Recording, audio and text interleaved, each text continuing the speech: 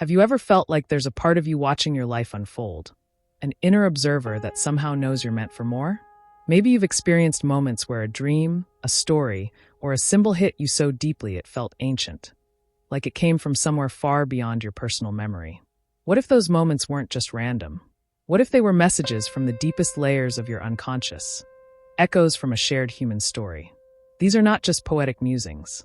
They lie at the heart of one of the most fascinating and profound psychological models of the 20th century, Carl Jung's model of the psyche, a theory that doesn't just describe how the mind works, but how it evolves, how we grow, how we become whole.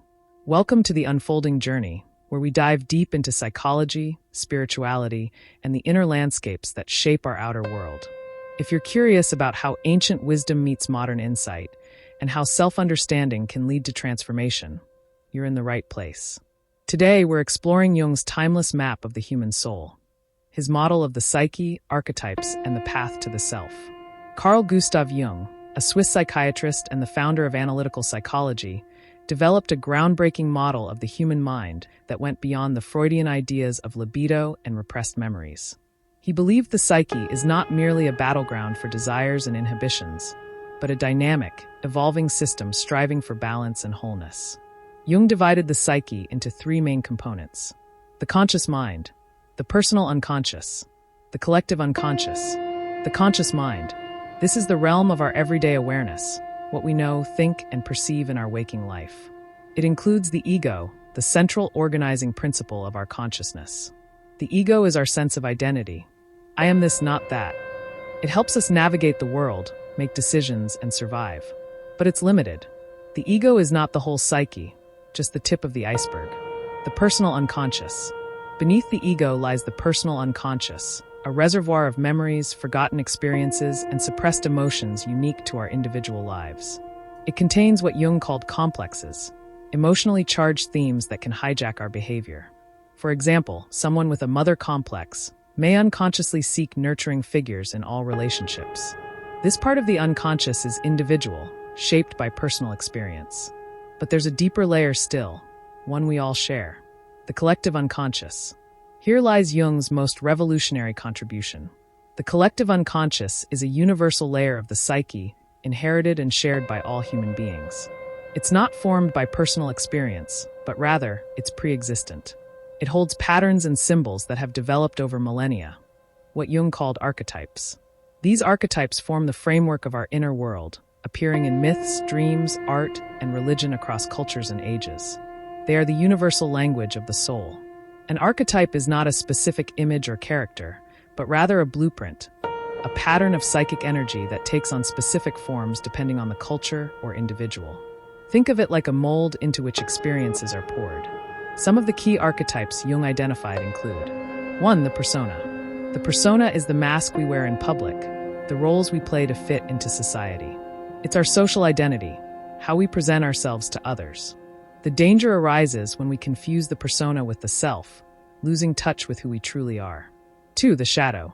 The shadow is made up of all the parts of ourselves we deny, reject, or repress. It contains our fears, our rage, our shame, but also our hidden gifts and strengths. To integrate the shadow is to accept our full humanity, light and dark. Jung famously said, "One does not become enlightened by imagining figures of light, but by making the darkness conscious." 3. The anima and animus. These archetypes represent the inner feminine in men, anima, and the inner masculine in women, animus. They are bridges to the unconscious, often appearing in dreams or projections in romantic relationships. Integrating them means developing inner balance, creativity, and deeper intimacy with oneself. 4. The wise old man and great mother. These archetypes symbolize guidance and nurturing. They may appear in dreams as mentors, sages, or maternal figures offering wisdom and care. They represent inner support systems that guide us through transformation. 5. The hero. The hero archetype represents the part of us that embarks on a journey to overcome challenges and grow. It's central to myth and storytelling, from ancient epics to Marvel movies. But the true hero, Jung reminds us, is not one who conquers others, but one who confronts the self. 6. The self. And finally, the most important archetype of all, the self. The self is the organizing principle of the psyche, the totality of conscious and unconscious. While the ego says, I am, the self whispers, I am becoming. It is both who we are and who we are meant to become. Jung saw the self as a kind of inner divinity, not in a religious sense necessarily, but as a symbol of unity, balance, and completeness. To connect with the self is to align with our true nature. But the self is not handed to us. It must be earned through a process Jung called individuation. Individuation is the lifelong process of becoming who we are meant to be. It's not about perfection, but wholeness. It's about integrating all aspects of the psyche, the conscious and unconscious, the light and the shadow, the masculine and feminine, the personal and collective. This journey often begins with a crisis, a breakdown, a loss, a question that won't go away. Something cracks the surface of the ego, and the deeper self begins to stir. Through dreams, symbols, synchronicities, therapy, art, and introspection, the unconscious speaks. Archetypes emerge. Patterns repeat. The shadow makes itself known. And slowly, layer by layer, we begin to meet ourselves. The path of individuation is not linear. It's a spiral and unfolding. We return to the same themes over and over, but each time from a higher perspective. And at the center of this spiral is the self, our inner compass. In a world obsessed with surface identity, social performance, and constant distraction, Jung's model offers something radical, an invitation to depth. Instead of medicating away discomfort or chasing validation, we can ask, what is this pain teaching me? What story is my unconscious trying to tell? What archetype am I living right now, and which am I ignoring? When we understand the psyche in Jungian terms, life stops being a series of random events and becomes a meaningful journey. We begin to see our struggles as symbolic, our dreams as guides, our relationships as mirrors. And most importantly, we realize we are not alone in our suffering or our search. We are all part of a great human story, one that has been unfolding for millennia.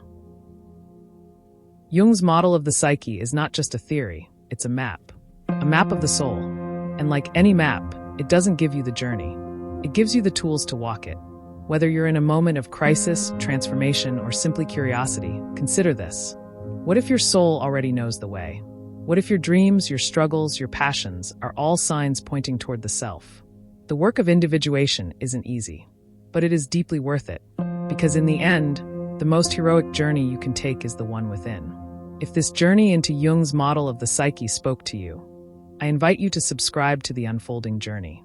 We explore psychology, myth, meaning, and the deep mysteries of the soul, one step at a time. Leave a comment below. Which archetype do you feel most connected to right now? Thank you for watching, and as always, keep unfolding.